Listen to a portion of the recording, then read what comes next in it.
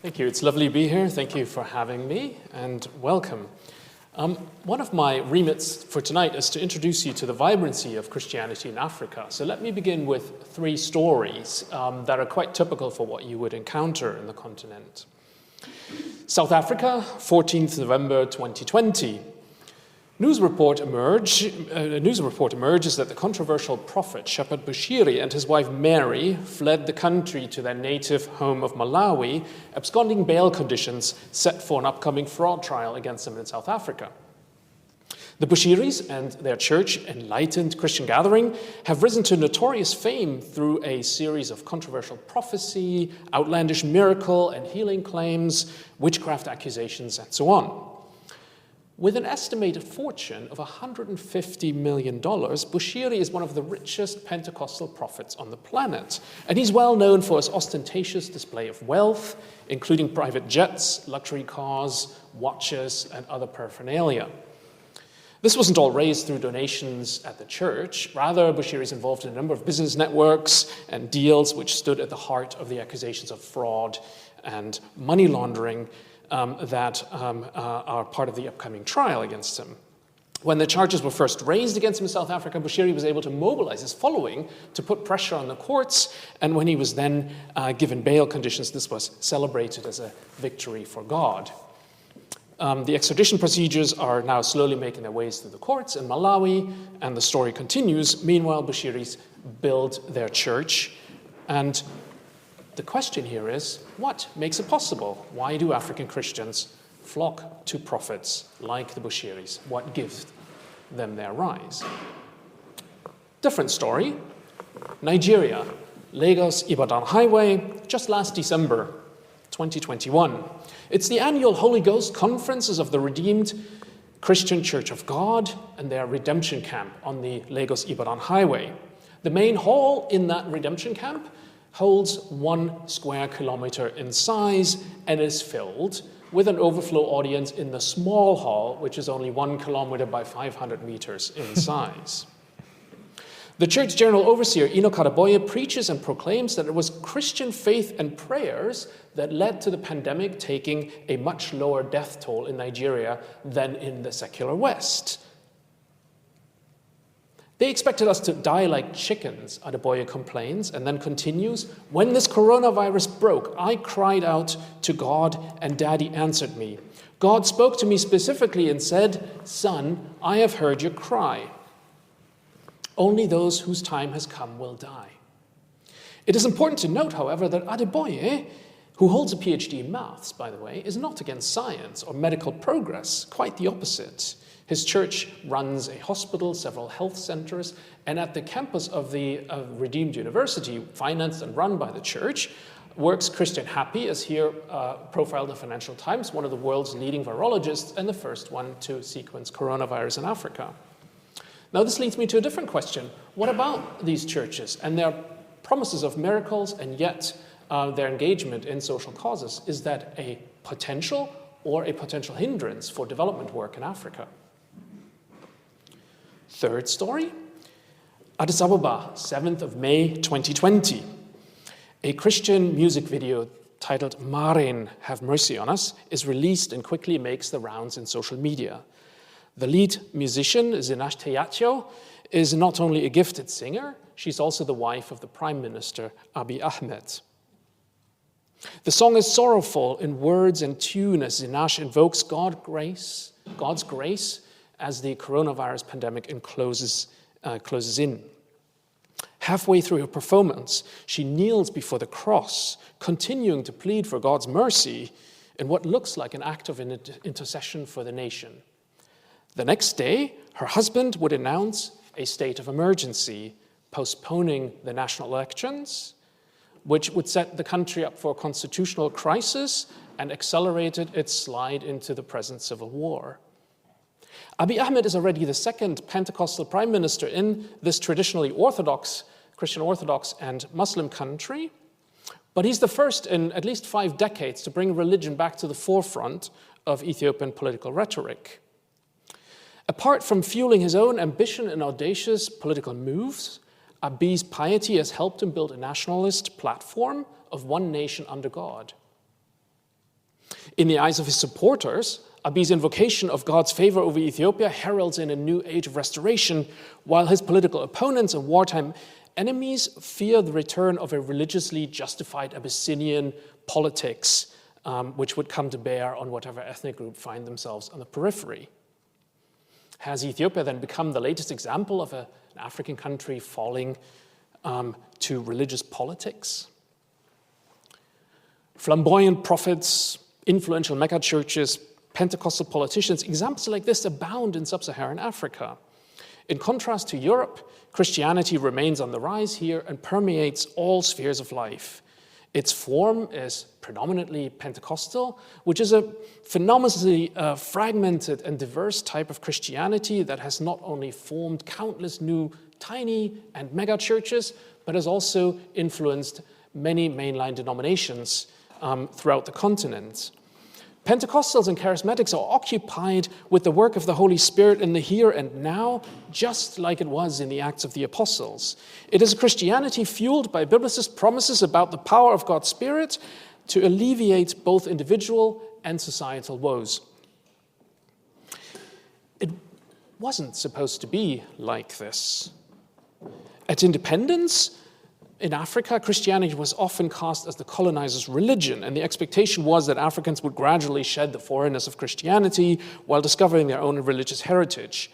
Others even foresaw Africa following Europe's footsteps toward increasing secularity, with Christianity fading into humanitarian values at best. The secularizing sentiment, by the way, was shared by Christians and non-Christians alike. Lutherans as well as Anglicans praised Julius Nyerere in Tanzania and Kenneth Kaunda in Zambia as Christian humanists, and their socialism as the coming secular expression of Christian values. Nyerere himself called on his own denomination, the Roman Catholic Church, to play a leading role in the global social revolution. And even in Ethiopia, leading Protestant clerics initially welcomed the demise of Haile Selassie in 75 and proclaimed the dawn of a new socialist era, even offering their developmental assets to the state. By the late 1980s and 1990s, however, it became clear that instead of Afrocentrist revivalism or humanitarian secularism, a Christian renaissance of sort was underfoot, in particular through the spread of Pentecostal and charismatic forms of Christian spirituality. Socialism had largely failed in its promises and birthed brutal dictatorships, while structural adjustment programs wreaked havoc in countries aligned with the West. All against the background of a devastating HIV/AIDS crisis and political realignments as Cold War politics ceased. This led some observers to view this rise of Christianity in Africa as something of a compensatory reaction, an understandable if regrettable turn to religion in a time of crisis. Others voiced their alarm over what they perceived to be now a westernization, if not Americanization, of African Christianity, with Pentecostalism, especially the so-called prosperity gospel, seen as proliferating individualism, consumer capitalism instead of Ubuntu ideals, and equitable progress. Now, as I wish to show in my lecture, these are inadequate analyses rooted in mistaken projections of the post-independence era. Contemporary African Christianity deserves a more variegated and nuanced analysis that brings into focus the historical depth of current developments as well as the multiple factors underpinning the attractiveness of Pentecostalism in Africa today. Moreover, the plurality of Pentecostal expression deserves greater attention because we're not simply witnessing the rise of a new Christian denomination, but a continued fragmentation of Christianity into a form of religion that is no longer centered in Rome, London, or Geneva. I want to make my case by looking at three main areas. Firstly, we will look at Christian healing and exorcism in Africa, mapping out how the longer history of African engagement of Christian engagement with African spiritual beliefs culminates in the Pentecostal present. Secondly, we'll look at the strong Christian roots of international development and the reasons for its continued failures to integrate religious actors, Christian actors in Africa. And thirdly, we'll return to the question of politics and Christianity, aiming for a more nuanced understanding of secularity than we often find. As you can see, the aim of the lecture is to put contemporary developments in a historical context and therefore give you a sense of the depth of the current developments. So, let me begin with the investigation of spirit etiologies and the apparent tendency of African Christians to spiritualize illness and misfortune and flock to healing prayers and exorcisms, which may leave some Western observers perplexed. This perplexity is nothing new. Historically, the accusation that Africans are wrongly enchanting the world has accompanied the Christian expansion into Africa from the first Portuguese expeditions onward. When in the 15th century, Portuguese explorers and slavers commenced their long line of coastal discoveries around Africa and toward India, this came at the heels of the Spanish Reconquista and the subsequent and often violent imposition of Christian orthodoxy on the Iberian Peninsula.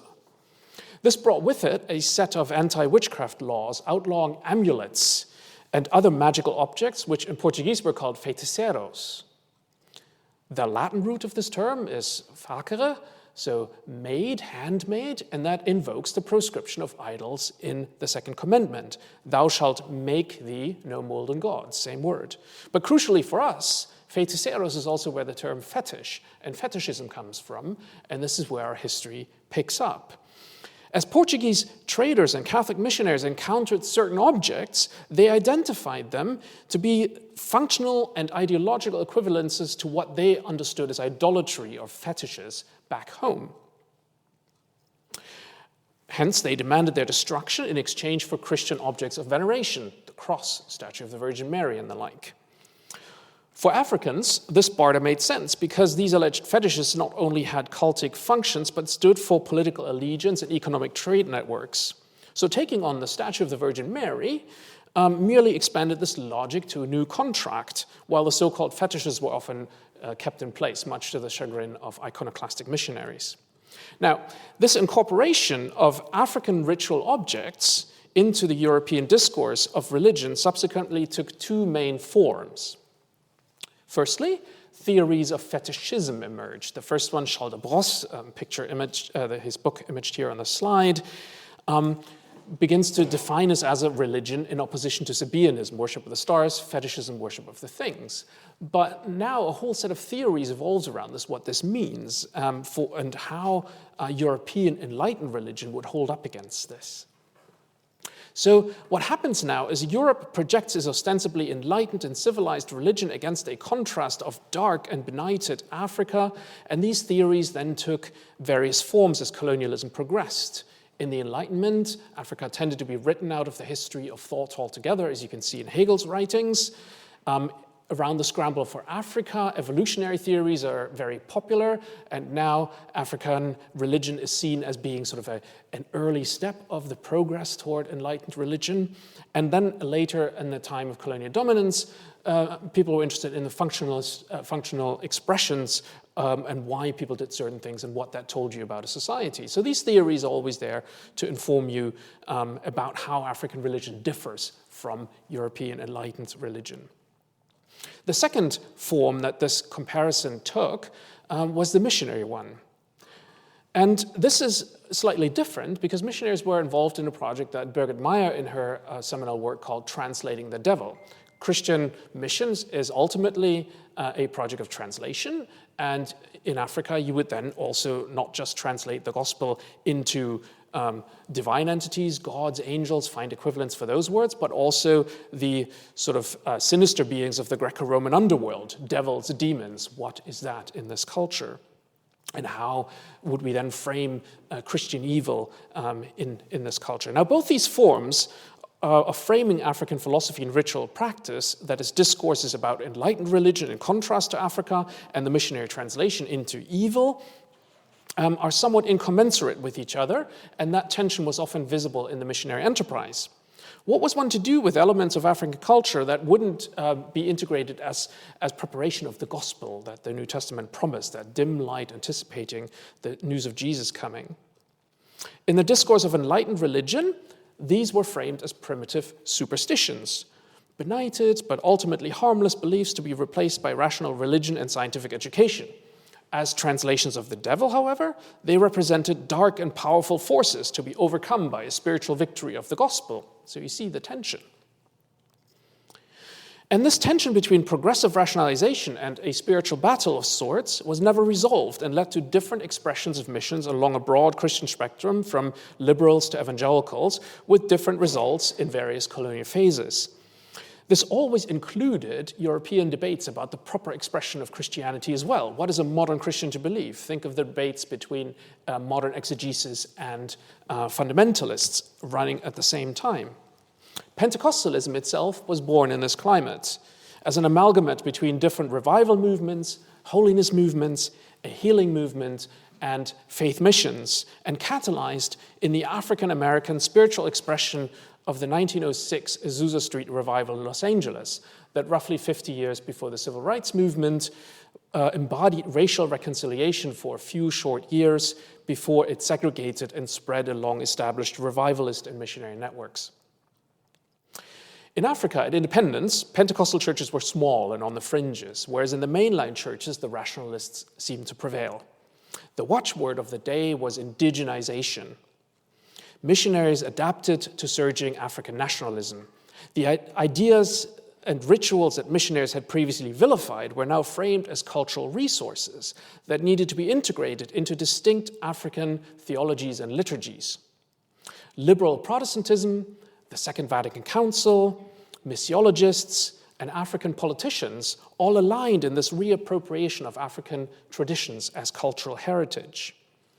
Even African churches that had broken with the missions and European orthodoxy were largely read as instances of instantiation rather than for what they were, a spiritualizing thrust of bringing the New Testament and the Old Testament to life again in the present.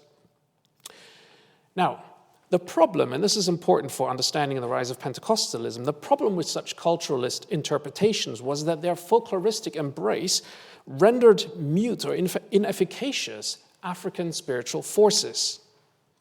This may have dovetailed with rationalizing and secularizing ambitions, but it clashed with how these forces were experienced in vernacular reckoning.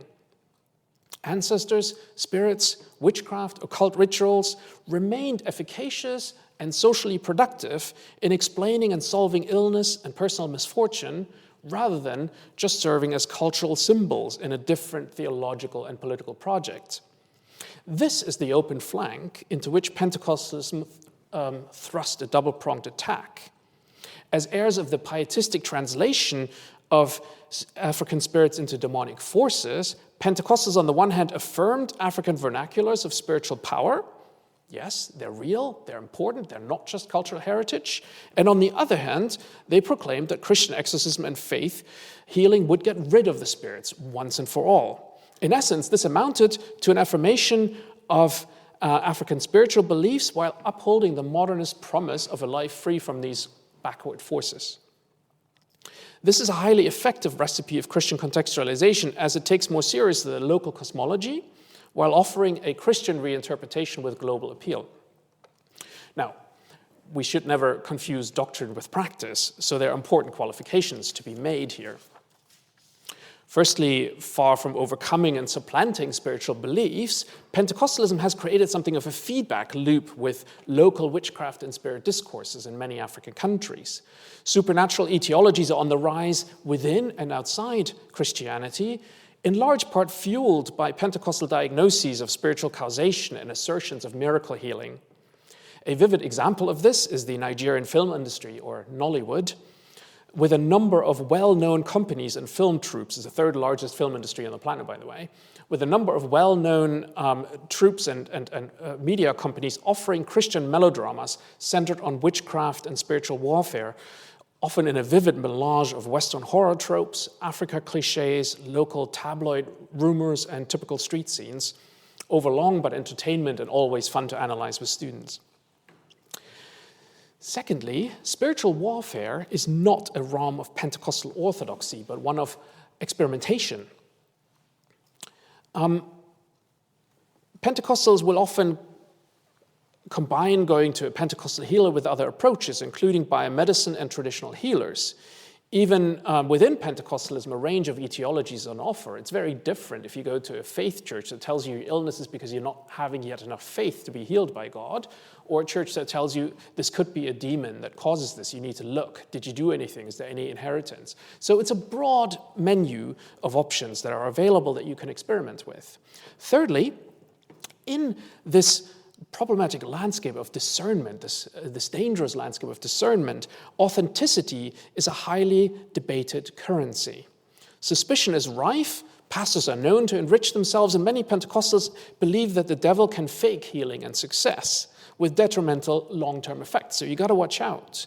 As Pentecostal healers are locked in competition, mutual accusations of fraud, infidelity, and witchcraft abound, even Nollywood films will sometimes deliver tongue-in-cheek remarks about certain pastors. In this precarious world of spiritual discernment, loyalty can take the form of collusion and is usually temporary as people move in and out of churches in an increasingly fragmenting church landscape. It can be a nightmare if you're trying to count Pentecostals, often leading to vivid exaggerations of actual numbers. But the point is, there's a huge vibrancy and experimental field that people travel in, and this is not a place where everybody believes the same thing. We must be careful not to turn up the contrast too much, however. It's the flamboyant and outlandish which often grabs attention in local media and international research, rather than the middle-of-the-road Pentecostal pastor who will pray for healing, but promise and demand nothing. Still, what remains constant, even in the more muted forms of African Pentecostal Christianity, is that daily affairs tend to be defined by Christian spirituality, from health to careers, finances, and relationship issues. There is no purely secular realm. In doing so, however, Pentecostal etiologies don't simply re-enchant the world. That's not the point. They also offer a robust discourse for addressing larger social, political, and historical forces that shape individual trajectories. Their spiritual vernacular might be unsettling for some observers, but arguably it allows for more realistic philosophy of the entangled self than Western hyper-individualism and its notion of the free subject. Things are not always what they look like. And this assumption arguably rings true when one is on the underside of an extractive global economy or must learn to navigate unstable and corrupt bureaucracies. In this world, the Pentecostal promise of health and prosperity harbors and gives expression to the aspirations of millions of Africans to participate in the world that their cell phones betray but never deliver. And of course, this dynamic isn't unique to Africa. Perhaps it's easier to see for some here. Now, this ability of African Christianity to harbor the aspirations of millions, mobilize their hopes and resources, brings me to my second point, the question of whether this can be a good partner in development. Given the current development mantra of sustainability, which seeks to root development ideals in local cultures, including religion, this seems a particularly important question. In recent years, even a small field of study has emerged in the intersection of religious studies and development studies that looks at religion and development and tries to understand what it would take to harness religious actors more in the global development project.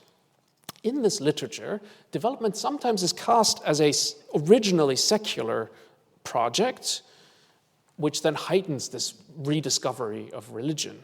However, this betrays a fundamental historical misunderstanding that we briefly need to look at before we can see why development efforts are often disconnected from Christian charity on the ground. Development, of course, didn't fall out of the sky with Truman's Point 4 speech in 1948, but it has an important predecessor in the anti-slavery movements and the European push into the African interior. By the late 1830s, it had become clear that the abolition of the slave trade from 1807 had not led to a reduction of the transatlantic trafficking of people, despite different efforts to outlaw the practice elsewhere and the British Navy sailing up and down the coast of Africa. Now, a second generation of abolitionists, led by the MP Thomas Fowler Buxton, began drumming up support for a different project altogether, which was to eradicate slavery at its root.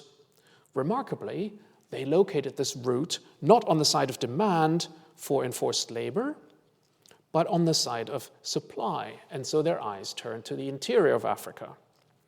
It was high time, they argued, to install a different economy on the African continent, one centered on legitimate trade instead of trafficking people, and this was to be achieved by forging political alliances with chiefs of the hinterland, putting in place infrastructure, improving agricultural methods, increasing people's health, raising literacy and education. This is the modern development project at its core. In the absence of the power to change inequitable global systems, attention turns to those most affected by its injustices in the hopes that by installing a different economy there, global imbalances can be redressed. Importantly, Buxton understood this as a pious project, and he says this of Christianity: "This mighty lever, when properly applied, can alone overturn the iniquitous system which prevails throughout the continent. Let missionaries and schoolmasters, the plow and the spade, go together and agriculture will flourish, the avenues to legitimate commerce will be opened, confidence between man and man will be inspired, and civilization will advance as a natural effect, and Christianity operate as the proximate cause of this happy change." The famous Niger expedition of 1841, thrusting traders, missionaries, soldiers, geographers, linguists into the interior of Africa with disastrous results, was the first template of many more such incursions and more successful incursions from then on all the way to the scramble of Africa in the 1890s. Missionaries remained essential to this endeavor, with Livingstone's travels and his clarion call for commerce and Christianity serving as the most prominent example. And even in the heyday of colonial rule, the missionary input was decisive. Though they didn't always align with the causes of the expanding empires, the colonial endeavor would have been completely unsustainable without the missionary investment in schools, hospitals, linguistics, and the mobilization of European publics behind the colonial endeavor. So when Truman ushered in the era of post-war development, he drew on this legacy, despite his high modernist pronunciations about scientific and technological progress. When you study the speech, it is framed by the Sermon on the Mount, and it leads to an invocation of the Almighty God as motivator for this American investment in the world. And even beneath the increasing secular, high modernist expression of development in the following decades, one easily finds that in the ethical framing, people will often come back to Christian values, especially when asked to contrast the Western development project with that of communism. By the early 2000s, then, there was a sudden rediscovery of religious actors in development policy, long before the academics saw the trend. And this too was rooted in Western, this time American, debates about Christianity. The American Welfare Reform Act of 1996 had introduced a charitable choice provision, which allowed government entities for the first time to work through religious communities in distributing welfare. This was inserted by the Pentecostal Senator John Ashcroft, he later became famous for the torture memos, as part of a neoliberal push to shrink government and erode the wall of separation between church and state. This is where the idea of faith-based organizations comes from, which under George W. Bush was then introduced into the world of development and then was picked up by academics subsequently. So the point is this: throughout this history, the various turns in the Western discussion of the role of Christianity in developing the world overseas were rather disconnected and remained rather disconnected from the realities in Africa, both ideologically and institutionally. While donor nations went through a phase of secularizing development and channeling aid primarily through state actors, in many African countries, Christian missions and their successor organizations remain crucial to bringing aid. Depending on the demands of the day, they would mute or re-emphasize their religious profile, but this changed little in their practical work or the kinds of constituents they were working with.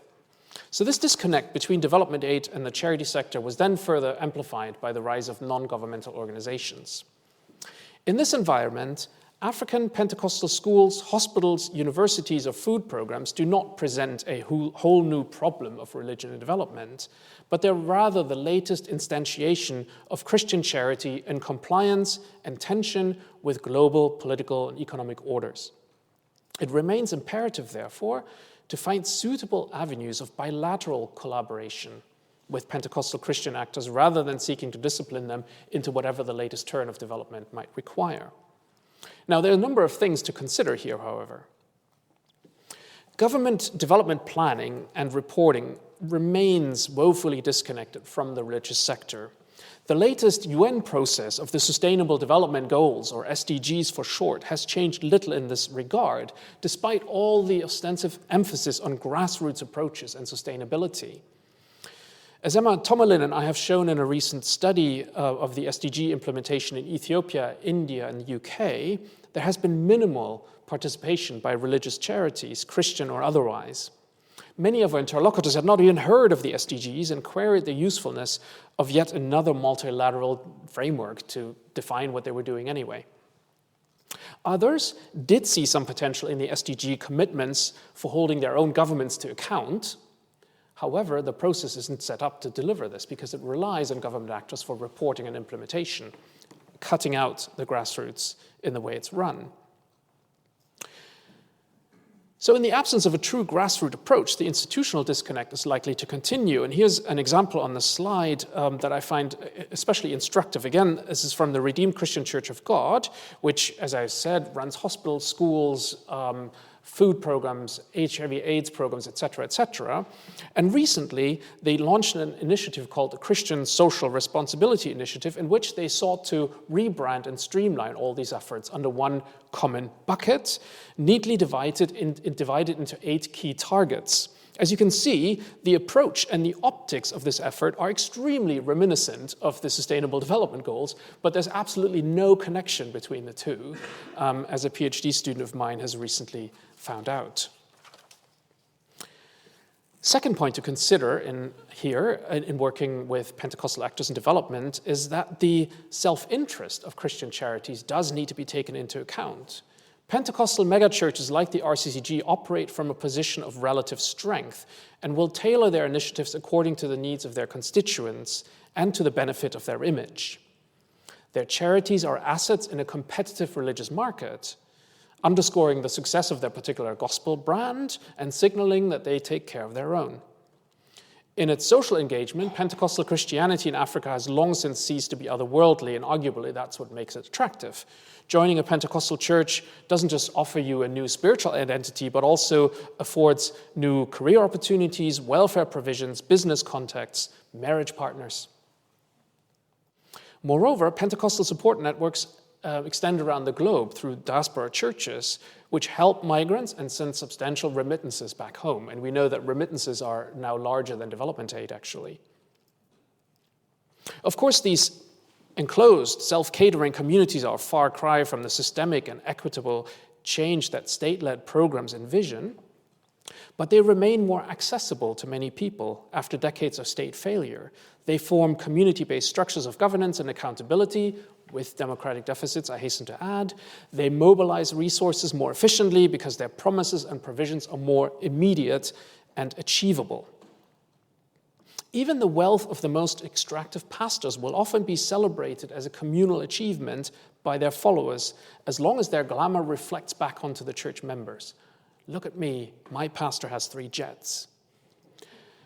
This is important to appreciate as a dimension of the often maligned prosperity gospel, because in many cases, to Christians involved in it, it's more than a fraudulent enterprise. It's a harbor of their aspiration to be seen, to be noticed, to bask in the glamour of consumption.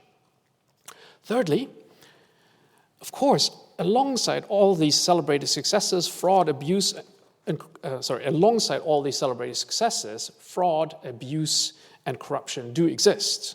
Weak, accountability structures can make these churches very unattractive partners in development, alongside some of their theological positions, in particular with regard to sexual ethics. But this is where the fractious and extremely plural nature of Pentecostalism provides some sort of corrective. Anyone seeking to work with these churches in development efforts is well advised to gain basic literacy in the plethora of institutions and theological arguments, because chances are that if one runs into an unresolvable dispute with one church, there's another one up the road that couldn't agree with one more. There are even some unexpected outliers like Pentecostal homosexual activists that Adriaan van Klinken in Leeds has been studying. At the end of the day, Pentecostals tend to be pragmatists, and they may subscribe to a plethora of views and opinions during their own spiritual journey, as long as they draw on recognizable biblical and spiritual tropes. So with the right partners and a vernacular approach, collaboration is often possible. one is also well advised not to simply juxtapose biomedicine with spiritual healing, when in the Pentecostal universe they're folded into one.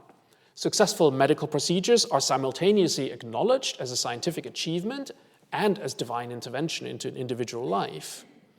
Pentecostal exorcists may refer a client to a mental health clinic if a suspected demon fails to manifest.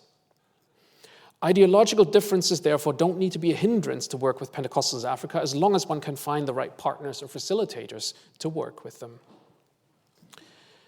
Now, all this leads me to my third and final question of whether the rise of the self-contained Pentecostal communities are good for the larger political process, in particular when politicians begin to mobilize them for a particular purpose.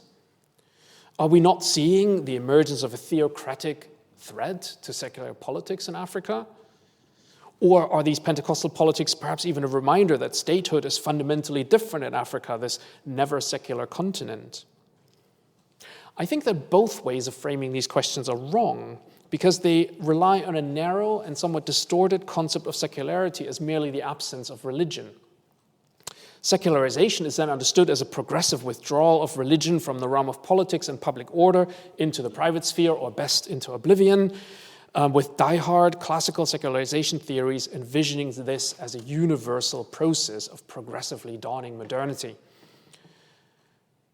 Pentecostal politicians can only appear as a disturbance in this epistemic frame because they seem to erase hard-won gains in modernizing Africa, or they are an indication that Africa just isn't ready for proper secular governance. You can see the problem of these kind of views. And the mistake here, I think, is to take a particular form of the European secular as a normative and then write Africa out of its history, when in reality, Africa has been part and parcel of the secular history all along.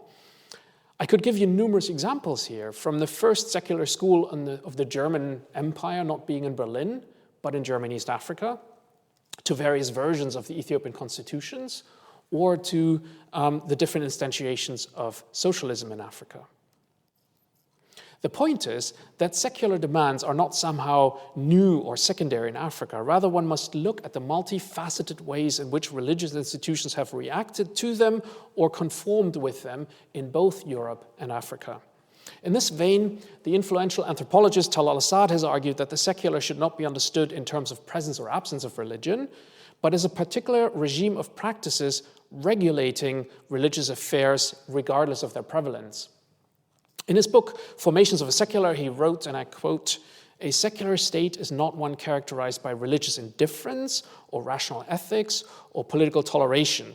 It is a complex arrangement of legal reasoning, moral practice, and political authority. This arrangement is not simply the outcome of the struggle is not the simple outcome of the struggle of secular reason against the despotism of religious authority." Assad's point is that a secular state persists wherever political regimes seek to discipline religious institutions into a form that is compatible with a religiously plural public realm, a sovereign state authority, and a legal relegation of religion to the private sphere. This is regardless of whether these political regimes reject or co-opt religious reasoning for their purposes, thus moving the analysis away from a binary judgment about the presence or absence of religion and toward a more complex understanding of secular formations allows us to see more clearly the intricate relationship religion and politics forms with different contexts. Now let me return to Pentecostals in Ethiopia to illustrate this point. Almost as soon as an independent Pentecostal movement in Ethiopia had emerged in the 1960s, it endured political repression, first under Haile Selassie's government, then under the Derg.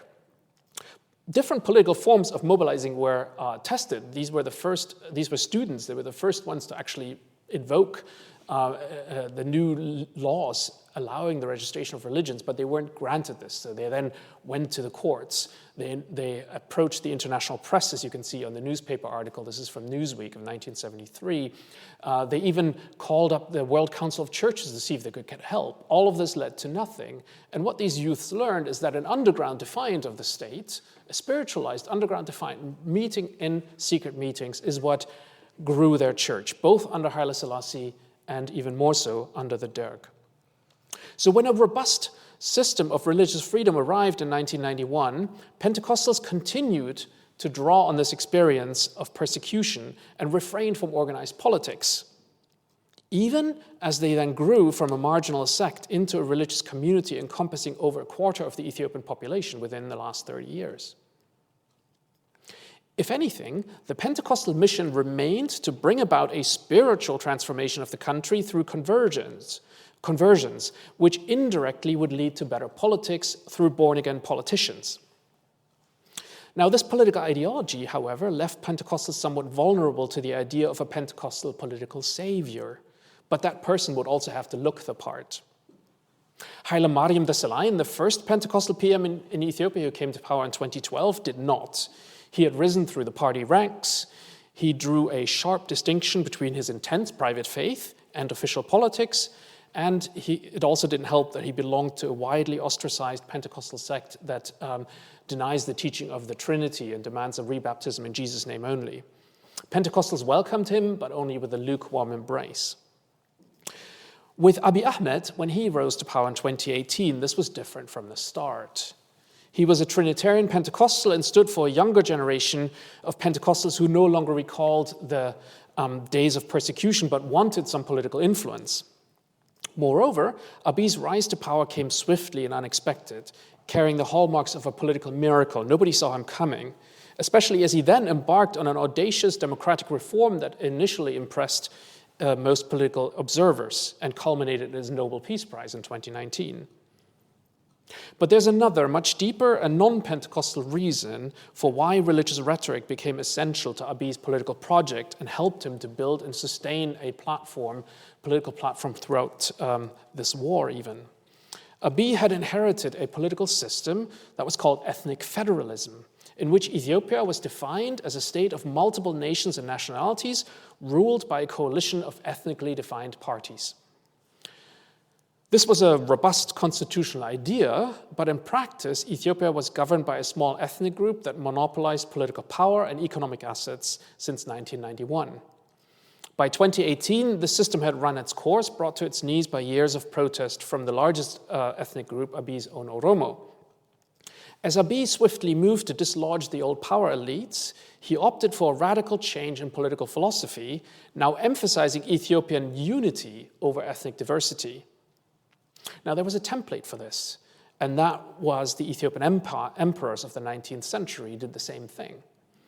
And they relied on an old Ethiopian Orthodox myth of Ethiopian emperors running from a long line of emperors running all the way back to King Solomon, and Ethiopia being a select country blessed by God, even holding the original tablets of the Ark of the Covenant. It's little wonder then that frequent references to God's special favor in Ethiopia became essential for Abiy's radical nation-building project. This doesn't discount the possibility and actually likelihood that Abiy's politics are indeed driven by his strong Pentecostal faith or his own sense of calling. But the main question for understanding the contemporary dynamics in Ethiopia must be why this religious rhetoric could gather steam beyond Abiy's own Pentecostal constituents. Indeed, Abiy spent many of his first months courting Orthodox believers and Muslims with notable success through his pious rhetoric, also using vocabulary like creator rather than a god, which is actually a charge term in Ethiopia, a Christian charge term in Ethiopia, and thus built a political project on a broad multi-religious platform. As a result, his religious tone was not perceived as a Pentecostal idiosyncrasy, and the Ethiopian political conflict now runs through all religious communities rather than between them. This is just one of many cases I could have brought to show that the so-called Pentecostal politics are rarely fully understood if they are framed so narrowly. Rather, one must always consider the historical depth and multifaceted role of religious significations within a particular context in order to understand what gives weight and currency to Pentecostal or any other articulation. Good political analysis and policy making requires more than a denunciation of perceived theocratic aspirations, but a deep dive into historical, socioeconomic, political, and theological factors that intersect in the invocation of a religious polity. Such a deep dive is what this lecture has attempted to invite you into, hopefully with some success. In introducing this vibrant form of Christianity, it has been my proposition that European observers need to move beyond the exoticization and spectacularization of African Pentecostals that is all too easily found in media reports, ad hoc commentary, and expressions of ideological unease. Such reactions and the tacit assumptions of European superiority that they also seem to convey are themselves the product of a long shared history between Africa and Europe in the globalization of Christianity.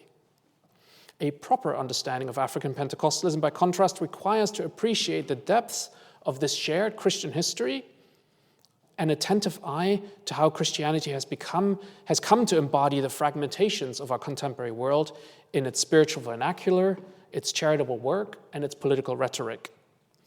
It is important to map out properly the manifold causes and motivations behind this movement and the plurality of its expressions. Let me end this lecture on African Pentecostal Christianity with another vignette closer to home. London, 20th of April, 2012.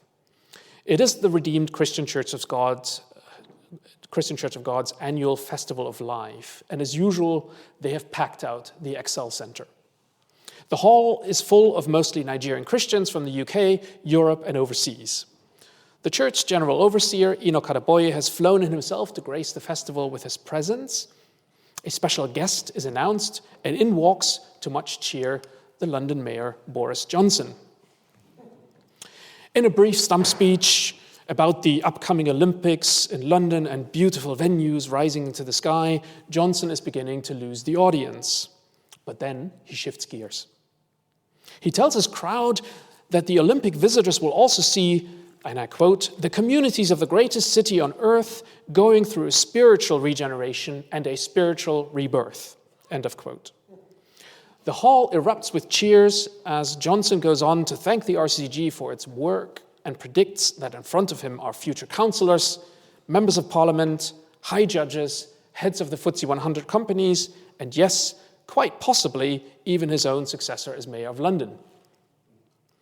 He now has captured the aspirations of the crowd. It's a political success. Yet after he finishes, the tables are turned on him, and now he becomes a projection screen for African Pentecostal ideas about spiritual and worldly success. He's invited to remain standing for a prayer by Enoch Adeboye himself. The mayor looks a bit uncomfortable as Adeboye holds him by the elbow and prays to loud amens that God may bless Johnson, give him wisdom and abilities, and grant him the desires of his heart. 10 years on, we know that Johnson's jovial predictions about revival and his successor did not come to pass. But after he had become PM, the RCCG re-released this video with a sly comment that this shows what powerful things can happen when the general overseer prays for you. So you see, this isn't really a story about Johnson.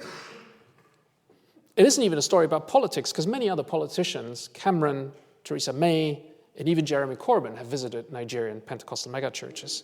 No, in fact, this is a story about the historical and contemporary entanglement of Africa and Europe in the ongoing globalization of Christianity. Thank you for your attention.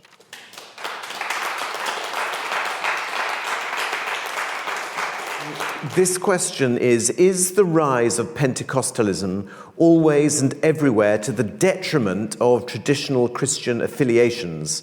Are these on decline as they are in Europe? That's an excellent question. I don't think one can universalize that at all. In a number of countries, that seems to be the case. In other countries, you could say actually the rise of what we would call mainline churches is due to the rise of Pentecostalism when they began to infuse it and actually help these churches compete in the religious market. Again, I draw back on my own research in Ethiopia. The Lutheran church there wouldn't be recognizable to their own German missionaries, but it's grown substantially through charismatic forms. The Orthodox Church in Ethiopia has also grown, but by actually alienating charismatic forms from their midst, and there's been a neo-Orthodox movement launched in reaction to this. So with Pentecostalism, there's a simple mantra that I always tell my students: there's no one story. There's always multiple, and the local really matters because this is a network of ideas, not a Roman Catholic Church institution, as it were, that sort of is homogenous. So you always have to look at the local. Well, thank you very much for a fascinating and nicely presented talk. My question is partly related to the question that Dr. Thurlow actually posed to you. I worked in Germany for a time, and in fact, I'd met her in England, as it so happened. I got acquainted with somebody who did actually belong to one of the Pentecostal movements. And in the end, she started working in the offices. When she was shocked, in fact, by the tax fiddles, the fact that was it Rudolf Steiner? I can't remember his name exactly in Germany. Mm-hmm. But his son's education, which was actually at a theological college in America, that was paid by the organization and not out of his own pocket. And then one heard later, in fact, of criminal activities and of leaders caught in flagrante and all the rest of it. And one started to wonder, at least I was wondering, in fact, whether it attracts a sort of psychopathic personality to the organisation, particularly, when you've got some... I could almost imagine Boris Johnson, in fact, heading some movement. I couldn't possibly comment on the last... It's a very entrepreneurial world, with a number of new churches that don't have any oversight, and a number of older churches that have the stringency of oversight that sometimes exceeds your average Baptist or something like that. So again, diversity is key. And yes, you will find examples of fraud in some newer churches. You will find fantastic riches, as I've mentioned at the outset of the lecture. But again, I would warn to set this representative for the movement as a whole. Yes, it exists, but it is the flamboyant that catches the attention, and that's not really the norm. So it's difficult to sort of scale up from individual cases to this. There have been plenty of psychological studies on Pentecostals, including their practice of glossolalia, and they all come up with pretty boring results. You have a broad spectrum of all personality types. There isn't a Pentecostal persona out there. It's just a Christian spirituality that draws on a shared Christian past of dealing with spiritual entities in the New Testament that tries to bring these stories to life. So I think that's where a lot of this draws from, rather than modern phenomena of religion. Thank you. There's an apocryphal story which is always told about Christianity in Africa, and that is that when the Christian missionary arrived in Africa, he got together a few Africans, and he said, "Let us pray together." And then he said, "Now you should sleep on it." And when they got up next morning, they found that they became Christians, but the missionaries got the land. Now, is there some truth in that? Yeah, I mean, this is not a lecture on the story of Christian missions, and of course there's lots one could say here. I will say this: I think what has helped Pentecostal Christianity grow like it did was often a break with missionaries. This is the story in Ethiopia and elsewhere. And the model that succeeded the missionary enterprise was that of the visiting evangelist. Billy Graham only went once. He didn't like Africa. There's some really strange stuff that comes up in his memoirs about Africa, but his son goes there quite a lot. But Pentecostal missionaries copy this template of the big stadium. Rainer Bonke from my own country of Germany was one of the most well-known one in Africa. Now, the attraction to this model is that person comes in, they bring a big show, but they leave you the Christians and the land. All they want from you is that stage, that event, so they can fundraise at home. So it's almost like a power-sharing thing that happens. So African churches will then often combine their efforts, bring a big evangelist in, fight among themselves who gets the converts, raise money, and then and some of it is already paid for. And that is really something that's helped Pentecostalism grow. It's these networking structures that don't demand the same thing because they dwell on attention rather than on the sort of colonial physical presence that missionaries used to have. I remember reading somewhere that there is a north-south divide, Islamists at the north and Christians, whatever, in the south. How rigid is the divide? Okay, another interesting question. Yes, I mean, the map of Africa, if you were to picture it, is mainly sort of Islamic countries in the north, Christian countries to the south, and the line runs through countries that you hear about in Christian-Muslim conflict. Sudan, well, now South Sudan, Sudan, Nigeria, Ethiopia. So that's the picture. Christianity doesn't tend to grow at the expense of Islam anywhere in Africa. There's some interesting movements, there's some interesting borrowing as well. In Nigeria, there's some Muslims who are borrowing Pentecostal forms. There's some Christians who are trying to contextualize Christianity into Islam. So there's some little bit of that going on.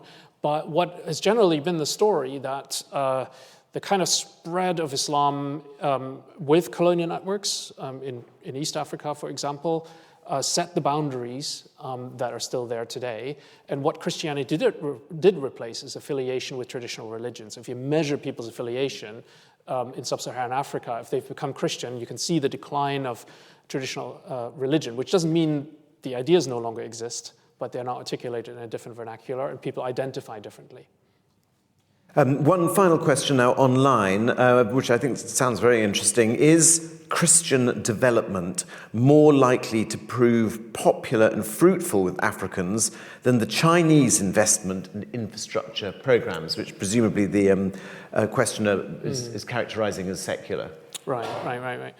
I mean, Chinese development is everywhere in Africa, and it's actually quite loved because the understanding is it comes with no strings attached, and it's Chinese workers working there. I mean, the economic model behind that is not necessarily good for Africa, but it is on the rise and people like it. I remember seeing in Addis Ababa, the biggest banking tower going up there has signs in Amharic and Chinese, no English. So that's a coming world.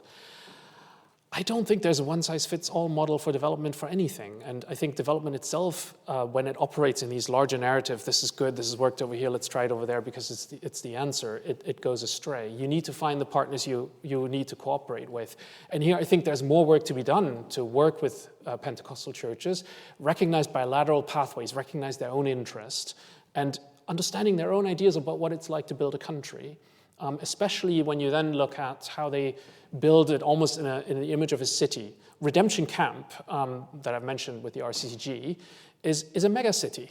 There's playgrounds, there's ATMs, there's hospitals, there's everything. It's like a self-contained city, and that affords a kind of state within the state that seems realistic and attainable, and that's what makes it attractive. So you have to work with local activists, but not only Christians, secular activists, Muslim activists, and I think the more of that can be done, the better it will be. But it's not that I would advocate that Pentecostal charities are the answer, because I don't think they are. I think they are part of the answer. Dr. Haustein, thank you very much for an excellent evening. Thank you.